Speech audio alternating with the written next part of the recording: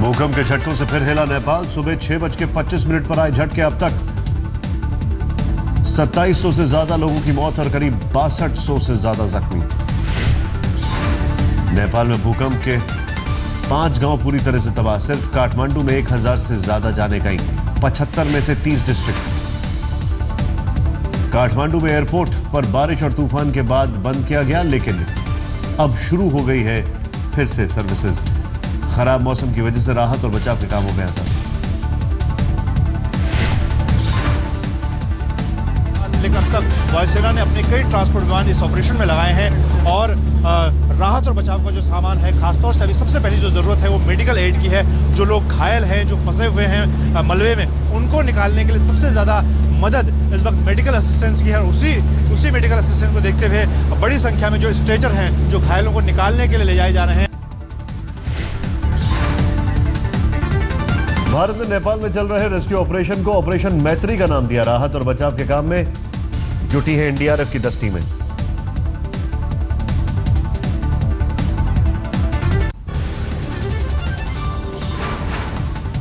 राहत के कामों में लगे वायुसेना के 13 विमान, एनडीआरएफ की 6 और टीमें और मेडिकल टीमें भी भेजी जाएंगी नेपाल। भारतीय वायुसेना ने नेपाल का किया हवाई सर्वे। एवरेस्ट में तबाही का लिया जायजा। माउंट एवरेस्ट क्षेत्र में 217 लोग लापता। MI-17 हेलीकॉप्टर से रेस्क्यू ऑपरेशन जारी। भारतीय वायुसेना सूत्रों के मुताबिक नेपाल में उम्मीद से ज्यादा तबाही की आशंका। दूर दराज के इलाकों में नहीं पहुंच पाई है मदद। भूकंप के हालात पर प्रधानमंत्री मोदी ने की बैठक। गृह मंत्री और रक्षा मंत्री भी थे मौजूद।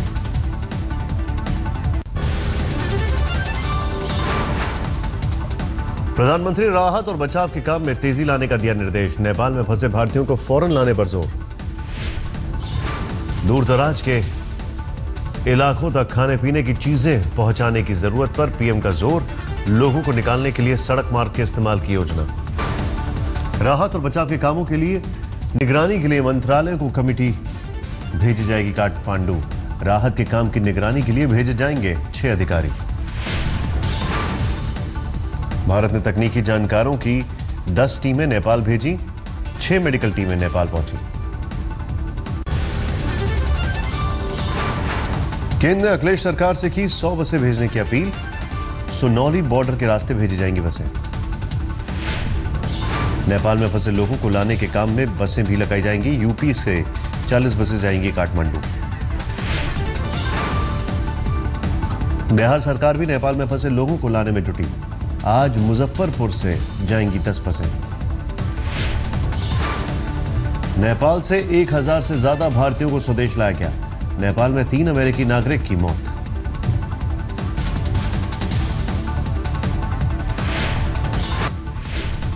सेना प्रमुख दलबीर सिंह जाएंगे नेपाल। राहत और बचाव के कामों का लेंगे जायजा। आर्मी चीफ का श्रीलंका दौरा रद्द। 27 से 30 अप्रैल तक था श्रीलंका दौरा। भूकंप पीड़ितों को राहत देने की मुहिम में वोडाफोन भी शामिल। नेपाल के लिए कॉल दरें सस्ती की। कॉल रेट 12 रुपए प्रति मिनट से घटाकर 1 रुपए प्रति मिनट हुई। 28 अप्रैल तक जारी रहेंगी सस्ती कॉल दरें। BSNL और आइडिया पहले ही कर चुकी है कॉल दरें कम।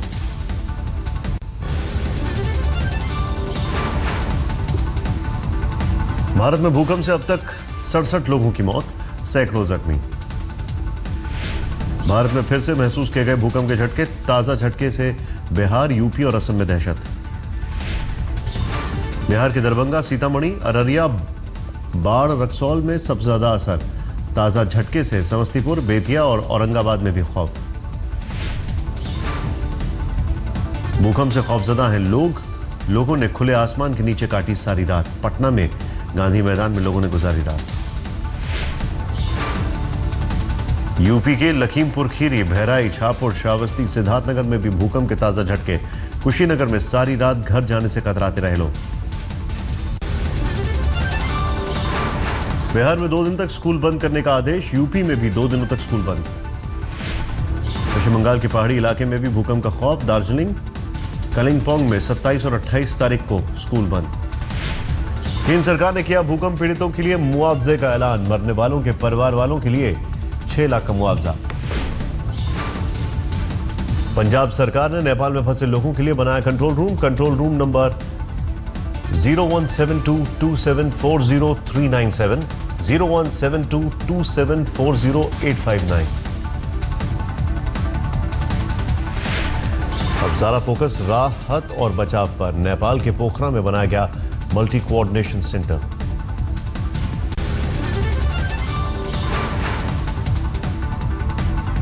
नेपाल में कल हुई तबाही के ग्राउंड जीरो पर सबसे पहले पहुंचा आज तक। लामजुम में दिखा जबरदस्त तबाही का मंजर, हर ओर मलबे में तब्दील दिखे आशियाने। लामजुम में राहत कैंप में नजर आए लोग, जिंदगी की अगली जद्दोजहद के लिए दर्द के बीच जैसे तैसे निकल रहे निवालरा। भूकंप के एपिसेंटर के बेहद करीब ये जिला है लामजुंग, जहां इस वक्त हम मौजूद हैं। ये बारपाक जो जगह है जहां सबसे ज्यादा नुकसान बताया जा रहा है, और जो जगह फिलहाल आउट ऑफ बाउंड्स है। जो 24 घंटे बीते हैं हमारे लिए, हम कैसे बताएं कि हमको आपको बता ही नहीं सकते। जो हमको दहशत बना रहे हैं जो 24 घंटे। काठमांडू में एयरपोर्ट पर अफरा तफरी की स्थिति, यात्रियों को नहीं मिल रही है फ्लाइट्स की सही सूचना। काठमांडू में जमींदोज हुए धरहरा टावर पर राहत और बचाव का काम जारी। अब तक मलबे से निकाले जा चुके 180 से ज्यादा शव। काठमांडू में आज तक संवाददाता ने विमान से देखा तबाही का मंजर, तबाही की गर्द में डूबा दिखा काठमांडू। हमारा विमान काठमांडू उपत्यका यानी घाटी के ऊपर से उड़ान भर रहा है। ऊपर से देखने पर तो शहर सामान्य नजर आता है, लेकिन जैसे जैसे विमान नीचे उतर रहा है वैसे वैसे तबाही साफ दिखाई दे रही है। बादलों की परत भी हट जाती है और आंखों पर से धुंध की चादर भी। काठमांडू में त्रिभुवन एयरपोर्ट पर बिखरा पड़ा है यात्रियों का सामान। आज भूकंप के झटके महसूस होने पर सामान छोड़कर एयरपोर्ट से भागे थे यात्री। ये कल सुबह से सामान पड़ा है सर। अभी भी क्या है कि आदमी को एक मन में किस्म का डर है कि अभी वो अर्थक्वेक का रीऑकरेंस का चांसेस हो, इसीलिए कोई भी अभी सामान क्लेम करने नहीं आया। काठमांडू में पशुपतिनाथ मंदिर के पास तमाम मृतकों को दी गई अंतिम विदा, समूह में जलती दिखी चिता। काठमांडू में हर तरफ दिख रहे तबाही के निशान। पशुपतिनाथ मंदिर को सुरक्षित रहा, लेकिन बागमती नदी के किनारे बना राम मंदिर ढह गया। मुख्य मंदिर में कुछ नहीं हुआ है, पर जो है बाहरी मंदिर में जो है गुंबद टेढ़ा होने का, थोड़ा बहुत नुकसान होने की स्पष्ट रूप में दिखाई देता है। अपने बच्चे के साथ चीख चीख कर रोती दिखी महिला। तबाही में परिजनों को खोने का दिखा अफवाह।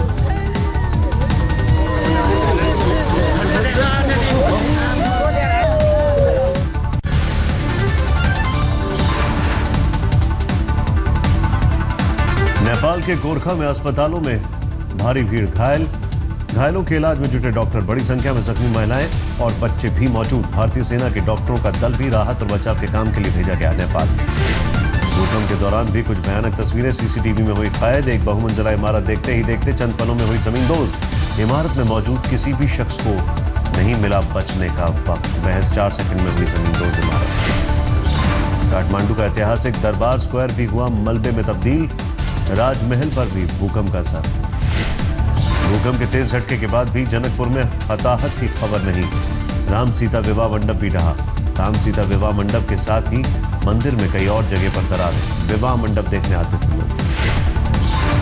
माउंट एवरेस्ट के करीब हुई तबाही में फंसे लोगों को रेस्क्यू कर काठमांडू लाया गया। हर शख्स के ऊपर नजर आ रहे हैं तबाही के निशान। भूकंप का माउंट एवरेस्ट पर भी पड़ा असर। एवरेस्ट पर हुआ हिमस्खलन। बेस कैंप को हुआ भारी नुकसान। अब तक 17 लोगों के शव निकाले गए। काठमांडू एयरपोर्ट के करीब खुले में लेटे नजर आए विदेशी सैलानी, वतन वापसी का कर रहे हैं इंतजार। नेपाल में जहां तहां फंसे हैं 3 लाख से ज्यादा विदेशी पर्यटक। लोगों को बचाने के लिए रेस्क्यू ऑपरेशन जोरों पर। भूकंप से तिब्बत में आई भारी तबाही, 17 लोगों की मौत, 53 लोग घायल। नेपाल के कई हिस्सों में भयंकर तबाही। भूकंप का खौफ अब भी लोगों के जहन पर भारी। रात भर लोगों ने सड़कों पर बिताई। कई लोगों ने बड़े मंदिरों में ली शरण।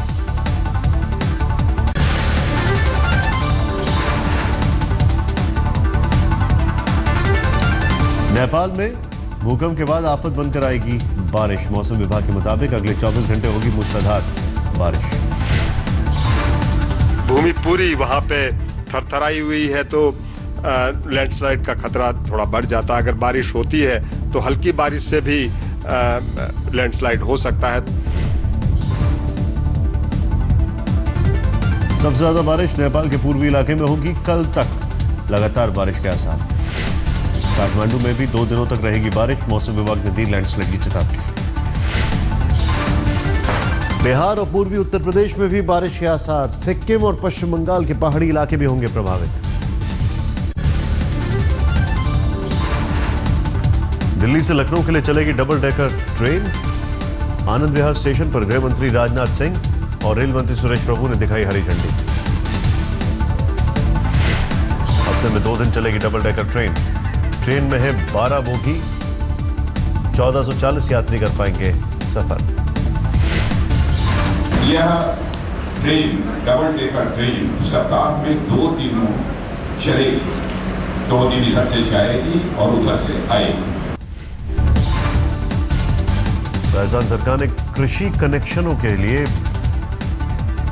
बड़ी बिजली दरें वापस लेने का किया ऐलान। सीएम वसुंधरा राजे ने कहा किसानों को राहत देने के लिए लिया गया फैसला। गेहूं खरीद में टालमटोल पर किसानों के समर्थन में उतरी कांग्रेस। दिल्ली में मोदी और केजरीवाल के पुतले फूके।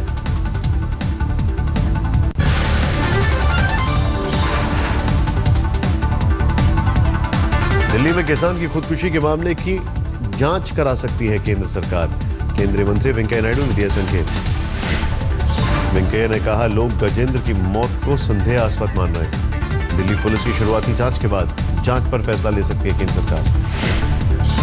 पोरबंदर से पकड़े गए पाकिस्तानी बोट केस में एफआईआर दर्ज। 8 पाकिस्तानी तस्करों की आज होगी कोर्ट में पेशी। खुफिया जानकारी के बाद 18 अप्रैल को पाक बोट के खिलाफ चलाया गया था ऑपरेशन। बोट से जब्त हुई थी 600 करोड़ की 232 पैकेट हेरोइन। लाल चंदन की लकड़ी की तस्करी कांड में दक्षिण भारतीय अभिनेत्री नीतू अग्रवाल गिरफ्तार। करनूल से हुई गिरफ्तारी।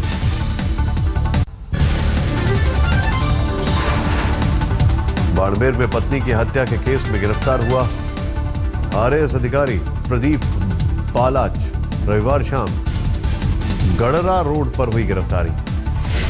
2 दिनों की पूछताछ के बाद बालाच ने गुनाह कबूला। दूसरी महिला से प्रेम प्रसंग के पहलू पर हो रही है जांच। फरीदाबाद के टीकावाली में एक युवक के शव मिलने से हुआ हंगामा। परिजनों ने हत्या का आरोप लगाते हुए घंटों किया हाईवे जाम। केरल के कोटमंगलम में कुएं में गिरे हाथी के बच्चे को सही सलामत निकाला गया। 2 मई से 4 मई तक चलेगी गिर अभयारण्य में एशियाई शेरों की गिनती। हर 5 साल में कराई जाती है गिनती। 2010 में शेरों की संख्या 411। आईपीएल 8 में दिल्ली डेयरडेविल्स की शर्मनाक हार। बैंगलोर ने 10 विकेट से हराया। दिल्ली की टीम आईपीएल 8 की सबसे कम स्कोर 95% की 11वें ओवर में ही रॉयल चैलेंजर्स ने हासिल किया लक्ष्य। आईपीएल में कोलकाता और राजस्थान का मैच रद्द हुआ। दोनों टीमों को मिले 1-1 अंक। आईपीएल में आज किंग्स 11 पंजाब का मुकाबला हैदराबाद सनराइजर्स से। रात 8 बजे शुरू होगा मैच। चेन्नई सुपर किंग्स का मालिकाना हक बेचने के मामले में विवाद गहराया। बीसीसीआई लेगी कानूनी सलाह।